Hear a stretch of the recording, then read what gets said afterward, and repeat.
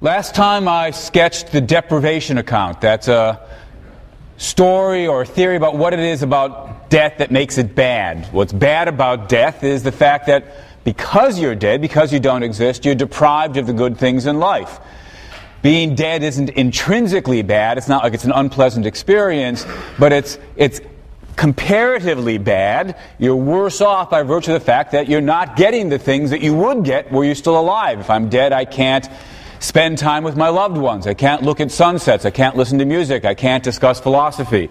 The deprivation account says what's bad about death is the fact that you're deprived of the good things in life. Now that seems pretty plausible as a basic story goes, but as we also saw last time, there are some philosophical puzzles about how it could be. There's questions, when is death bad for you? And even more importantly and more essentially, there's the difficulty of asking ourselves, do we really believe it's possible for something to be bad for you when you don't even exist? We saw a kind of series of difficult choices. If we don't throw in an existence requirement, if we don't say, put it more positively, if we say things can be bad for you even if you don't exist at all, then we're forced to say that things are bad for Larry. You'll recall that Larry was our name for a potential person, somebody who could have come into existence but never actually does or will come into existence. Well, talk about people who are deprived of the good things in life. Larry's completely deprived of the good things in life. If we think it doesn't matter whether or not you exist for things to be bad for you, then we have to say, oh, things are bad for Larry. And not just Larry, but all of the 1.5 million, billion never-to-be-born people. The number of potential people is just staggering. And if we throw away an existence requirement, we have to say it's a moral tragedy of unspeakable proportions that these people are never born, that they never come into existence. Now, there are philosophers who are prepared to say that. But if you're not prepared to say that, it looks as though you've got to accept some kind of existence requirement. Why don't we feel sorry for Larry and his billions upon billions of never-to-be-born compatriots? Because, indeed, they don't exist. They're merely possible. And we might say, you've got to exist in order for something to be bad for you. But once we say that, it seems we're running towards the position that, in that case, death can't be bad for me, because, of course, when I'm dead, I don't exist, so how can anything be bad for me? I proposed at the end of class last time that we could try to solve this problem by distinguishing between two versions of the existence requirement, a more modest version and the bolder version. The bolder version says, in order for something to be bad for you, you've got to exist at the very time that it's happening. If we say that, then indeed we can say it's not bad that Larry doesn't exist, because he doesn't exist now. So if there's nothing, even if we wanted to think that there are good things he could be having, that's not bad for him to not have him. He doesn't exist now. But it also, if we go all the way to the bold existence requirement, we have to say, look, when I'm dead, that won't be bad for me because, well, I won't exist then. But instead of accepting the bold existence requirement, we might settle for something a little bit less demanding, the thing I dubbed the modest existence requirement. In order for something to be bad for you, there has to have been a time, some time or the other, when you exist.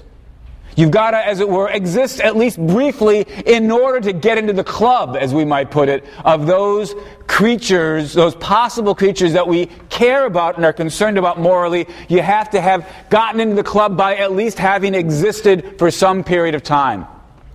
But once you're in the club, things can be bad for you even if you don't happen to exist at that particular moment. If we accept the modest existence requirement, then we can say, it's not bad that Larry doesn't exist because, well, Larry doesn't get into the club. In order to get into the club of things that we feel sorry for, you have to have existed at least some moment or the other. Larry and the billions upon billions of potential people who never actually come into existence, they don't satisfy the requirement of having existed at some time or the other, so we don't have to feel sorry for them. But we can feel sorry for somebody who died last week at the age of 10 because we can say, well, they existed, albeit very briefly. And so they're in the club of beings that we can feel sorry for and say, look, it's bad for them that they're not still alive. Think of all the good things in life they would be getting if they were still alive. So the modest existence requirement allows us to avoid both extremes. Maybe then that's the position that we should accept. It may be, on balance, the best possible view here, but I just want to emphasize that even the modest existence requirement is not without its counterintuitive implications. Consider somebody's life. Suppose that somebody's got a nice long life. Comes into existence, lives 10, 20, 30, 40, 50, 60, 70, 80, 90 years. Nice life. Now imagine that we bring it about that instead of living 90 years, they have a somewhat shorter life. 10, 20, 30, 40, 50 years. We've caused them to die after 50 years as opposed to the 90 years they might have otherwise had. Well, we can say, look, that's worse for them to live merely 50 years instead of the full 90 or 100 years. And if we accept the modest existence requirement, we can say that. Because after all, whether you live 50 years or 90 years, you did exist at some time or the other, so the fact that you lost the 40 years you otherwise would have gotten, well, that's bad for you. Fair enough. That gives us the answer we want. That's not counterintuitive. Now imagine that instead of living 50 years, the person lives only 10, 20 years and then dies. Well, that's worse still. Think of all the extra goods they would have gotten if only they hadn't died then. And if I caused them to die after 20 years instead of 50 or 90 years, I've made things worse and worse. Imagine that I caused them to die after 1 year. Worse still. All this is perfectly intuitive. The shorter their life, the worse it is for them, the more they're deprived of the good things in life. So 90-year life, not bad. 50-year life, worse. 10-year life, worse still. 1 year life, worse still. 1 month life, worse still. 1 day life, worse still. 1 minute life, worse still. 1 second life, worse still. Now imagine that I bring it about that the person never comes into existence at all. Oh, that's fine. See, that's the implication of accepting the modest existence requirement. If I shortened the life they would have had so completely that they never get born at all, that they never come into existence at all, then they don't satisfy the requirement of having existed at some time or the other. So although we were making things worse and worse and worse and worse and worse as we shortened the life, when we finally snip out that last little fraction of a second, turns out we didn't make things worse at all. Now we haven't done anything objectionable. That's, it seems, what you've got to say if you accept the modest existence requirement. Of course, if we didn't have an existence requirement at all, we could say, oh look, worst of all, never to have been born at all. Fair enough. But if you say that, then you've got to feel sorry for Larry. You've got to feel sorry for the 1.5 million billion billion billions. So which view is it that on balance is the, I don't want to say most plausible. I think when we start thinking about these puzzles, every alternative seems unattractive in its own way. Maybe the most we could hope for is, which is the least implausible thing to say here? I'm not altogether certain. Let me turn to one more trouble or problem or puzzle for the deprivation account. And this particular puzzle arises whether or not we accept an existence requirement, whether or not we accept a bold existence requirement, a modest existence requirement, or no existence requirement, because we're going to deal with somebody who actually does exist at some time or the other, namely you, or me.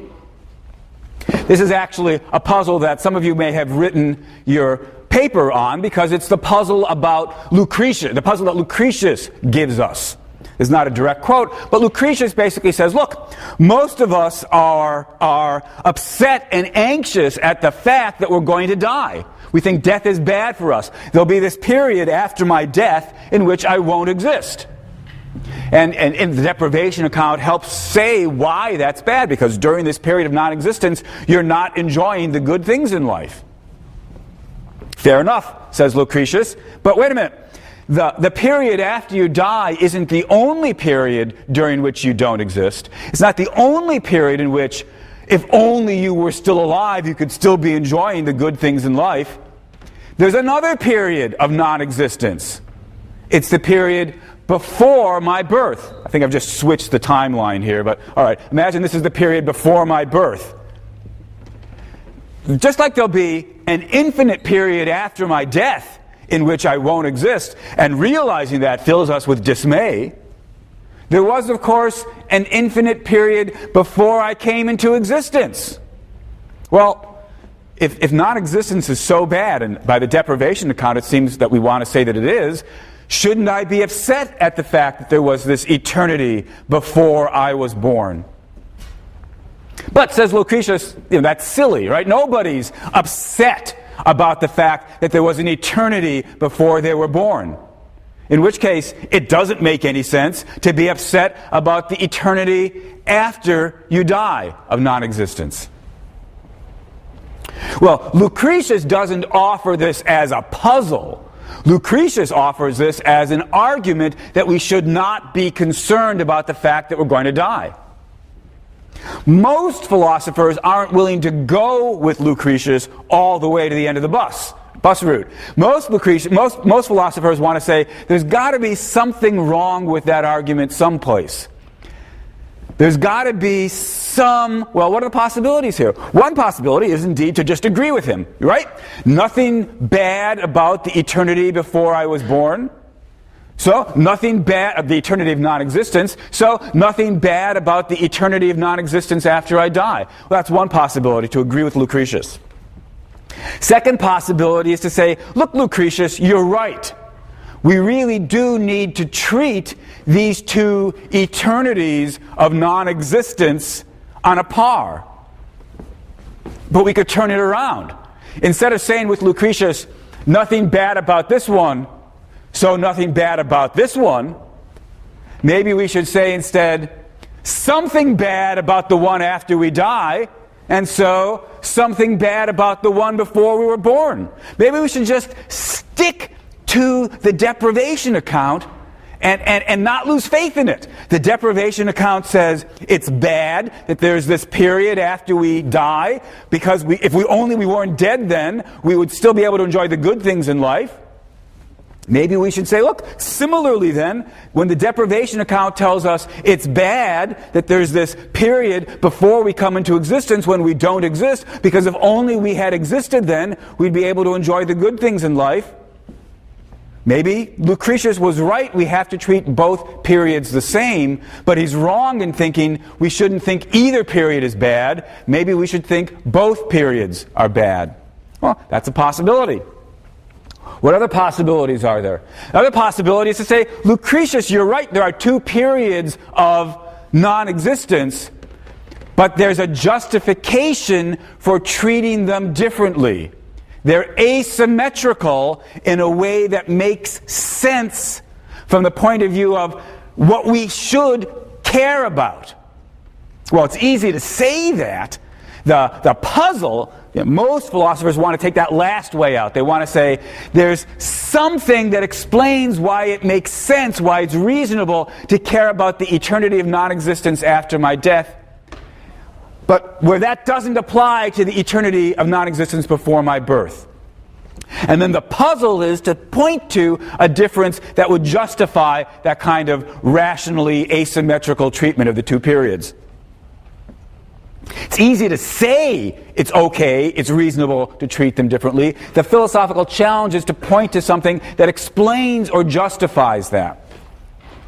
Now, a very common response is to say something like this. Look, consider the period after my death. I'm no longer alive. I have lost my life. In contrast, the period before my birth, although I'm not alive, I have not lost my life. I have never yet been alive, and so of course you can't lose something you've never yet had. So what's worse, this answer suggests, about the period after death is the fact that death involves loss.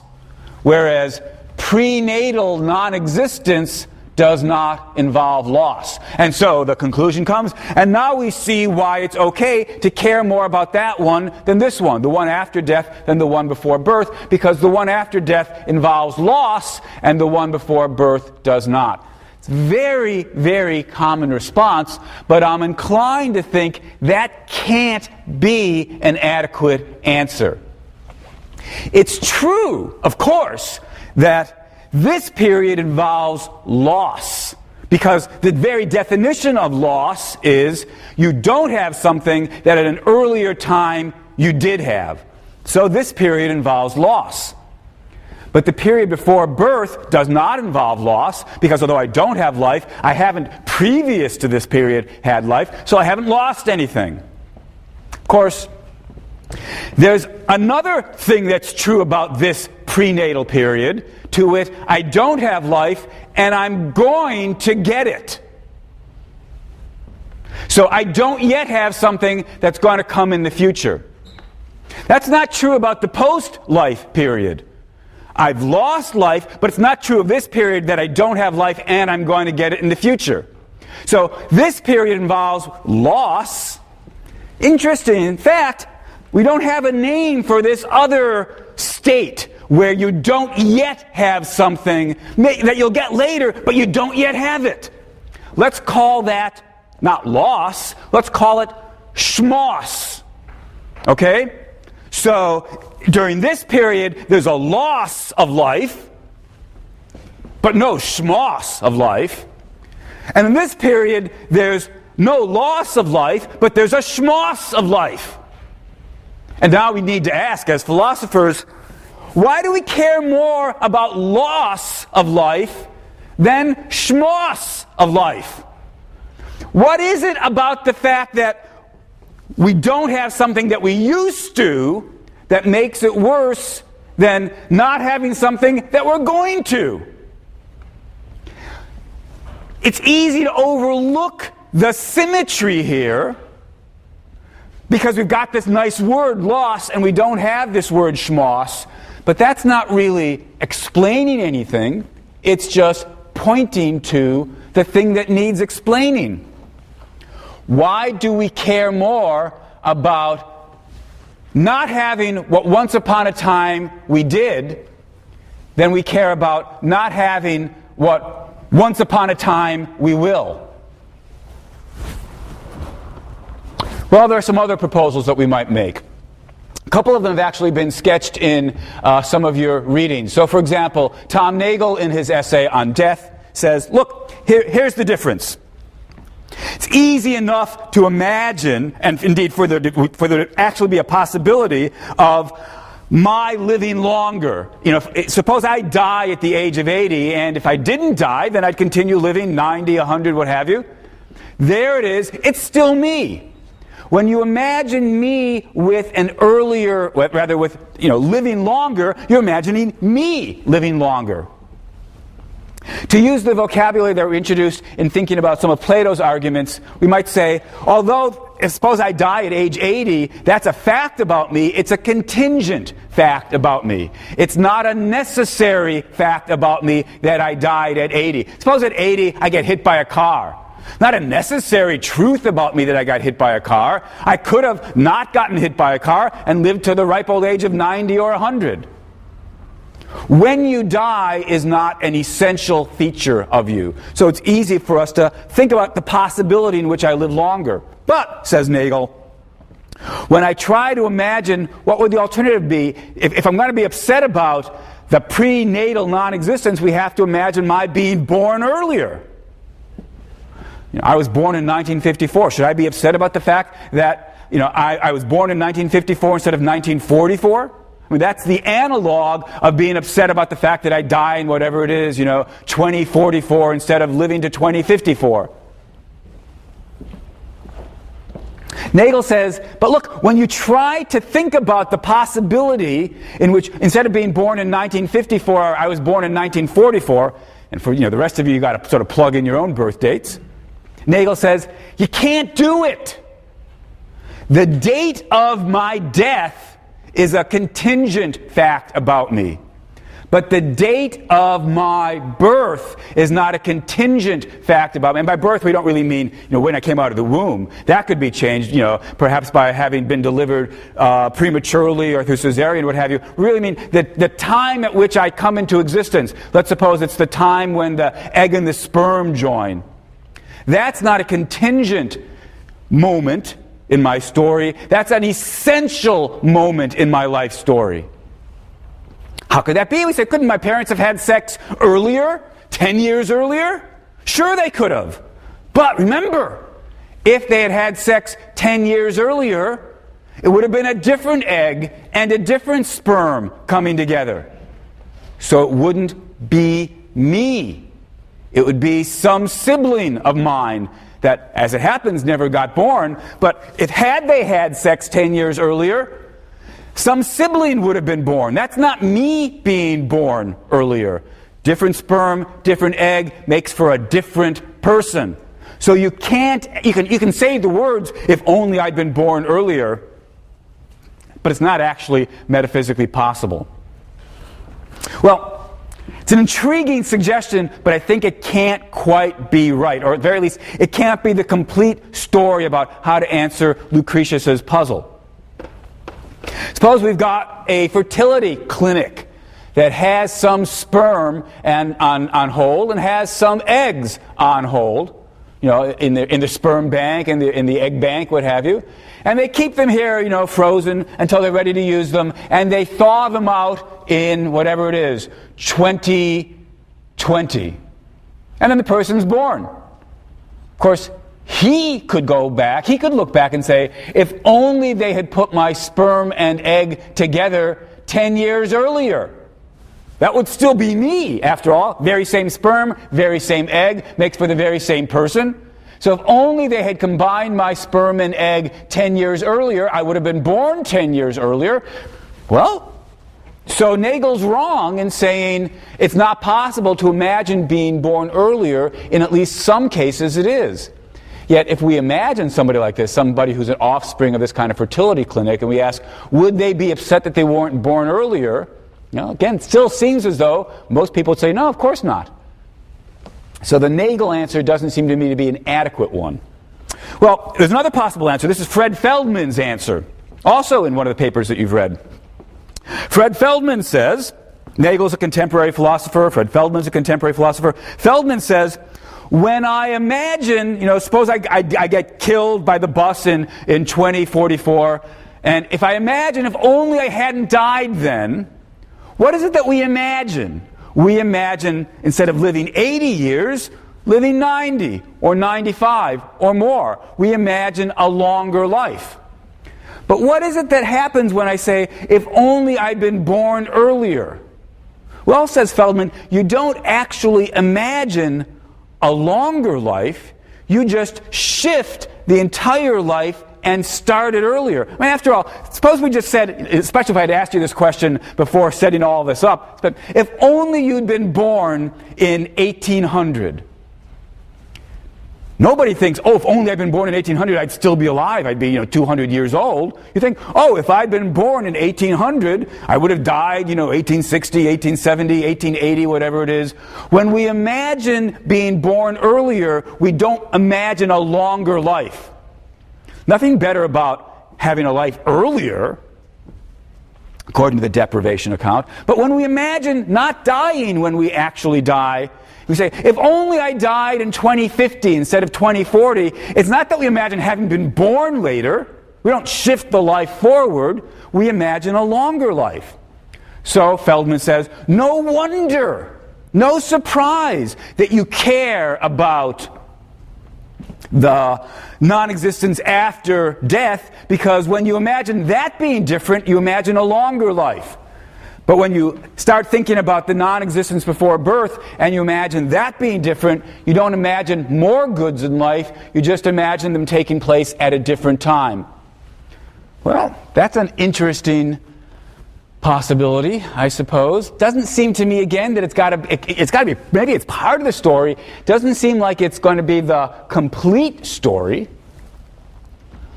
Because we could imagine cases where the person just thinks, Look, if only I'd been born earlier, I would have had a longer life. Let's suppose that next week astronomers discover the horrible fact that there's an asteroid that's about to land on the Earth and wipe out all life. So here it is, it's going to come on January 1st, 2008. And there you are at whatever your age is, 20 years old, 21 years old, on December 31st, 2008, thinking, I've only had 20 years of life. If only I'd been born earlier. If only instead of being born, whenever it was I'd been born 10 years earlier, I would have had 30 years of life instead of 20 years of life. That seems perfectly intelligible. So it does seem as though if we put our head into it, we can get ourselves into thought experiments where we say, yeah, don't just shift the life, make it longer. But instead of making it longer in the post-death direction, make it longer in the pre-birth direction. Well, again, you can imagine somebody saying, yeah, and when we do that, we should feel the same. It doesn't really matter which direction it goes. So symmetry is the right answer after all. Indeed, when I think about the asteroid example, I find myself thinking, maybe symmetry is the right way to go here. Maybe Feldman's right that normally we just shift instead of extending, but if I'm careful to extend, maybe that really is bad that I didn't get started sooner and have a longer life in that direction. Well, here's one other answer that's been proposed. This is by yet another contemporary philosopher, Derek Parfit. Parfit says, it's true that when I think about the non-existence after I die, that's loss, whereas the non-existence before I'm born, that's not loss, that's mere schmoss. And it's true that we need an explanation about why loss is worse than schmoss, but we can see that this is not an arbitrary preference on our part, because in fact it's part of a quite general pattern we have of caring about the future in a way that we don't care about the past. This is a very deep fact about human caring. We are oriented towards the future and concerned about what happens in it in a way that we're not oriented and concerned about what happened in the past. Parfit's got a very nice example to sort of bring the point home. He says, imagine that you've got some sort of condition, some sort of medical condition that will kill you unless you have an operation. So fair enough, you're going to have the operation. This will allow you to live your life. Unfortunately, in order to perform the operation, they can't have you anesthetized. You have to be awake, perhaps in order to tell the surgeon, yeah, that's where it hurts, whatever it is. Sort of like when the dentist pokes and says, does this hurt, does that hurt? So you've got to be awake during the operation, and it's a very painful operation. Can't give you painkiller because then you won't be able to point out, does this hurt, does that hurt, and so forth and so on. Since we can't give you painkiller, all we can do is this. So you'll be awake during this, basically being tortured. You'll be awake, being tortured. Still worth doing it because this will cure the condition, and then you'll have a nice long life. Since we can't give you painkiller, since we can't put you out, all we're going to do is, what we will do is this. After the operation is over, we'll give you this very powerful medication which will give you short-term, sort of very localized amnesia. You won't remember anything about the operation itself. So you won't have to, at least to dwell upon these horrible memories of having been tortured. Those will be completely wiped out. Okay, so painful operation, you're awake during it. After the operation, you're given this thing that makes you forget whether you've had the operation, anything about the operation at all. The preceding 24 hours will be completely wiped out. So you're in the hospital and you wake up and you ask yourself, have I had the operation yet or not? Don't know, right? Because, of course, if I haven't had it, no wonder I don't remember it. But if I have had it, I would have been given that temporary sort of localized amnesia. So, of course, I wouldn't know whether or not I've had it. So you ask the nurse, have I had the operation yet or not? She says, I don't know. We have a couple people on the hall today some of whom have had it, and some of whom are scheduled to have it later today. I don't remember which one you are. Let me go look at your file. I'll come back and I'll tell you. So she wanders off. She's going to come back in a minute or two. And as you're waiting for her to come back, you ask yourself, what do you want the answer to be? Are you indifferent? Or do you care whether you're one of the people who's already had it or somebody who hasn't yet had it? Now, if you're like Parfit, and for that matter like me, then you're going to say, of course I care. I want it to be the case that I'm one of the people who's already had the operation. I don't want to be one of the people who hasn't yet had the operation. You might say, how can that make any sense? Your life's going to have the operation sooner or later. At some point in your life history, that operation is going to have occurred.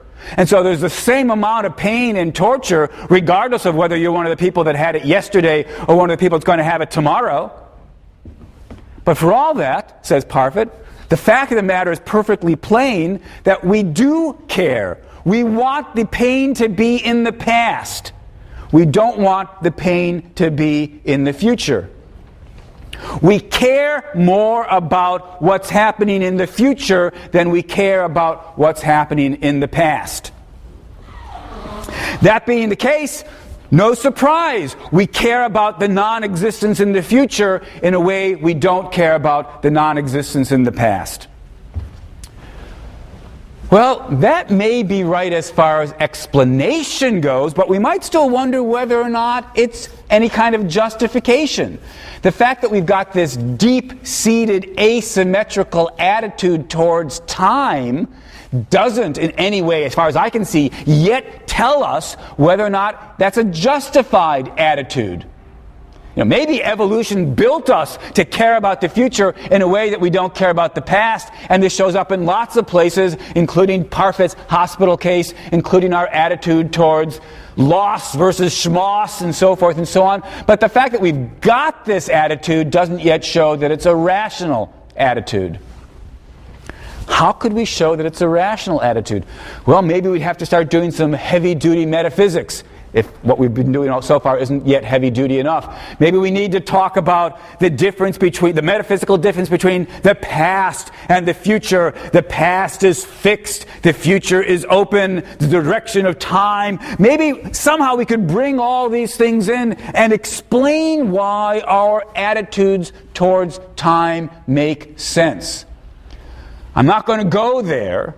All I want to say is it's not altogether obvious what the best answer to Lucretius's puzzle is. So when I say, as I have said, and I'm going to say it many times over the course of the remaining weeks, that the central thing that's bad about death is the fact that you're deprived of the good things in life. When I make use of the deprivation account, I don't mean to suggest everything is sweetness and light with regard to the deprivation account. I think there are some residual puzzles about how it could be that death is bad, and in particular, how it could be that the deprivation account puts its finger on what's bad about death. But for all that, it seems to me the right way to go. It seems to me that the deprivation account does put its finger on the central bad thing about death. Most centrally, what's bad about death is that when you're dead, you're not experiencing the good things in life. Death is bad for you because you don't have what life would bring you. If only you hadn't died. All right. If that's right, should we conclude, in fact, do we have to conclude, if death is bad because it's a deprivation, then if I wasn't dead, I wouldn't be deprived. So doesn't it follow then that the best thing of all is never to die at all, to wit, immortality? If it's bad, suppose I get hit by a truck next week, that's bad because if only I hadn't gotten hit by a truck, I might have lived another 20, 30 years, whatever. Would have gotten the good things in life, that would have been better for me. But when I die of whatever it is, some heart disease at age 80, that's bad for me because if only I didn't have heart disease, I could have lived another 10, 15, 20 years, gotten more good things in life. If only I hadn't died at 100, would have gotten more good things in life. If only I hadn't died at 500, would have gotten more good things in life. Whenever it is I die, won't it always be true, if we accept the deprivation account, that if only I hadn't died then, I would have gotten more good things in life? And so whenever it is you die, death is bad for you. So the best thing for you would be never to die. Immortality. Two questions really that we need to ask. One is, does logic require somebody who accepts the deprivation account? Does consistency require that if you accept the deprivation account, you believe immortality is a good thing? Second question, even if logic doesn't require that, is it true that immortality is a good thing? Let me start with the first one because I think that's the easier one. Logic alone, logic plus the consistency requirement, rather the deprivation account, logic alone doesn't require us to say immortality is a good thing. Why? Because, strictly speaking, what the deprivation account says is death is bad insofar as you're deprived of the good things in life by virtue of not existing. If only you hadn't got hit by that truck, you would have gone on to an exciting life as your career as a professional dancer. You would have had a family, whatever it is. You would have traveled around the world. Life would have given you a lot of great things, and you get deprived of those great things. That's why it's bad that you got hit by the truck. That is to say, death is bad when it's bad by virtue of the fact that it deprives you of the good things in life. But suppose, we don't yet know whether this could actually happen, but here we're just talking about logical possibilities. Suppose that there's no more good things for life to give you. Then when you're deprived of life by death, you're not being deprived of any good things, and so it's not bad for you to be dead at that point. Death is only bad, according to the deprivation account, when there are good things that would have come your way. When, as we might put it, on balance, the life you would have had would have continued to be good for you. When that happens, then to lose that good bit of life, that's bad for you. But if it should turn out that what life would have had hereafter, instead of being good, would have been hellish, it's not bad for you to avoid that. It might actually be good for you to avoid it. So, even if we accept the deprivation account, we're not committed to the claim that death is always bad. We have to look and see what would life actually hold out for us. Logic alone plus the deprivation account doesn't force us to say immortality would be a good thing. After all, this is really a crucial point to understand. Things that are good for you in limited quantities can become bad for you if you get more and more and more and more of them. I love chocolate. So suppose somebody comes up to me with a box of Godiva chocolate, offers me a couple of chocolates. I say, wonderful, I love Godiva chocolate. And then you give me some more. And some more. 20 pieces of chocolate. Well, by the time I got 20 pieces of chocolate, I'm not sure right now if I really want the 21st piece. But you keep giving me some more. 30 pieces of chocolate, 40 pieces of chocolate, 100 pieces of chocolate. At some point, I've never actually had this much chocolate. I don't know what the point is. But at some point, I'm going to say, although the first 10, 20, 30 pieces of chocolate, those were good. But giving me the 21st piece of chocolate or the 50th piece of chocolate, no longer good. Logically, at least, it could happen. Logically, it could happen that although in quantities, small quantities, 50 years, 60 years, 100 years, life is good, at some point, maybe life would turn bad for us, just like being force-fed more and more chocolate. And if it did turn bad for us, the deprivation account would allow us to say, at that point, dying's not bad for you. Well, that's all that logic tells us. Logic simply tells us we don't have to believe immortality is a good thing. But for all that, it could still be a good thing. So that's question number 2. Let's ask, what should we think about the prospect of living forever? Would it, in fact, be better and better and better? Somebody dies at age 10 by some horrible disease, better if they'd made it up to 40. Somebody dies at age 40, better if they made it up to 80. Somebody dies at age 80, better if they made it to 100, 120. Is it true that life would get better and better and better the longer it is? Now, in asking this question, we have to be careful to be clear about what exactly we're imagining. Here's one way to try to imagine that story. Imagine that life is sort of the way it works now, with the kinds of changes that bodies undergo as they get older. But instead of sort of those changes basically killing you at 80, 90, or 100, they don't. You get more and more of those changes, but they never actually kill you.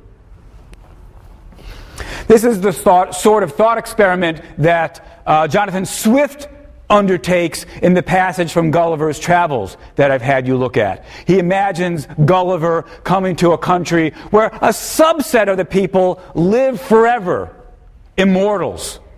And at first Gulliver says, oh, isn't this wonderful? But he forgot to think about the fact that if the kinds of changes that we undergo continue to accumulate, then you're getting older, not just older, but weaker, in more and more discomfort. Senility sets in with a vengeance, until eventually you've got these creatures that live forever, but their mind is gone and they're sort of in pain and they can't do anything because their body's utterly infirmed and diseased and sick. That's not a wonderful thing to have. If immortality was like that, says Swift, that would be horrible. For an immortality like that, death would be a blessing. And Montaigne, in the essay that I've had you look at, says, indeed, death is a blessing because it puts an end to the pain and suffering and misery that afflict us in our old age. Well, all of that seems right, but I suppose we'd be forgiven for thinking, look, when we wanted to be immortal, we didn't want this kind of life going on and on and on with the same trajectory, the same downward trajectory. We sort of wanted to live forever hale and hearty and healthy. So even if the real world wouldn't allow us that, let's just ask science fiction-y. Whether or not, in fact, living forever would be good, isn't it at least true that, in principle, living forever could be good? You got to imagine sort of changing some of the facts about what it would be like to live forever. So instead of asking the question I started with, would it be good to live forever? If you're not careful, this is going to be like one of those horror stories, right, where you've got a couple of wishes, and you weren't careful about how exactly you state the wish, and so you get what you want, but it ends up being a nightmare, right? If you just tell the fairy, I want to, gives you 3 wishes, I want to live forever, and you forgot to say, and be sure to keep me healthy, well, that's going to be a nightmare. That's what Swift told us. So let's be careful. Let's throw in health and anything else you want. Throw in enough money to make sure you're not poor for eternity. Wouldn't that be horrible to be healthy but impoverished forever? Throw in whatever you want. All we need to ask at this point is there any way at all to imagine immortality, where immortality of that sort would be a good thing? Is there any way to imagine existing forever where that would be good for you forever? Now, it's very tempting at this point to say, look, of course, nothing could be easier. Just imagine being in heaven forever. Right? You're done, right? You've got heavenly bliss. Isn't this incredible? Wouldn't we all love to be in heaven forever? The trouble is, we were a little bit vague about what exactly life is like in heaven. It's a striking fact that even those religions that promise us, an eternity in heaven, are rather shy on the details. Why? Because, one might worry, if you actually tried to fill in the details, this wonderful eternal existence ends up not seeming so wonderful after all. So, imagine that what's going to happen is that, we all become angels and we're going to spend eternity singing psalms. Now, I like psalms, and I actually enjoy rather singing psalms at services. On Saturday mornings, I sing psalms in Hebrew, and I rather enjoy it. But if you ask me, what about the possibility of an eternity of doing that? That doesn't really seem so desirable. Bedazzled, not the remake. Haven't seen the remake, but the original. In the original, there's a human character who hooks up with the devil, and he asks he meets the devil, and he asks the devil, "So why did you rebel against God?" And the devil says, "Well, I'll show you. You sit here on whatever it was, the mailbox, I think it was. I'll sit up here in the mailbox," the devil says, "and you dance around me and say, 'Oh, praise the Lord, aren't you wonderful? You're so magnificent, you're so glorious.'" And the human does this for a while, and he says, "This has gotten really boring. Can't we switch?" And the devil says, "That's exactly what I said." Now, when you try to imagine heaven singing psalms for eternity, that doesn't seem so attractive. All right, so don't imagine heaven singing psalms for eternity. Just imagine something else. But what? Imagine what? This is sort of the thought experiment that I invite you to participate in. What kind of life can you imagine such that having that life forever would be good? Not just for another 10 years, not just for another 100 years, not just for another 1,000 years, or 1,000,000 years, or 1,000,000,000 years. Remember, eternity is a very, very long time. Forever goes on forever. Can you describe an existence that you would want to be stuck with forever? Now, it's precisely at this point that Bernard Williams, in another one of the papers that I had you take a look at, Bernard Williams says, no kind of life would be one that would be desirable and attractive forever. No kind of life at all. In short, says Williams, every life would eventually become tedious and worse, excruciatingly painful. Every kind of life is a life you would eventually want to be rid of. Immortality, far from being a wonderful thing, would be a horrible thing. Suppose, for the moment, that we were to agree with Williams. What then should we say? We might say, look, at least when we're being careful, if we agree that immortality would be bad, we can't say then that death per se is bad. The very fact that I am going to die turns out not to be a bad thing, because after all, the only alternative to dying is immortality. And if immortality would be a bad thing, then death is not a bad thing. Death is a good thing. We might say, if we accept Williams's thought, the fact of our mortality is good rather than bad, if immortality would eventually be bad. Now, of course, crucial to notice that even if we say this, that doesn't mean that when you get hit by a car tomorrow, that's good. You don't have to say that. You can still say, it's a bad thing that I got hit by a car tomorrow, because after all, if I hadn't gotten hit by a car tomorrow, it's not as though I would have then been condemned to immortality. I just would have lived another 10 or 20 or 30 years, and those years would have been good ones for me. And maybe even when I die, let's suppose I live to the ripe old age of 100. When I die at 100, I could perhaps still say, it's a bad thing for me that I die at the age of 100. Because if I hadn't died now, I might have lived another 10, 20, 30 years and still enjoyed things in life, enjoyed playing with my great-grandchildren, whatever it is. To say that immortality is bad is not to say it's a good thing that we die when we do. You can still believe consistently that we die too soon. Even if in principle, eventually, sooner or later, death would no longer be bad, it could be that it comes too soon for all of us. Still, the question we want to ask is there any way even to imagine an immortal life that would be worth having? In principle, could immortality be a good thing? Or is Williams right that no, even in principle, go as fantastic and science fiction as you want, in principle, an immortal life could not be desirable? So, until next time, I invite you to think that question through. If you're attracted to the prospect of immortality, what would the best kind of immortal life be like?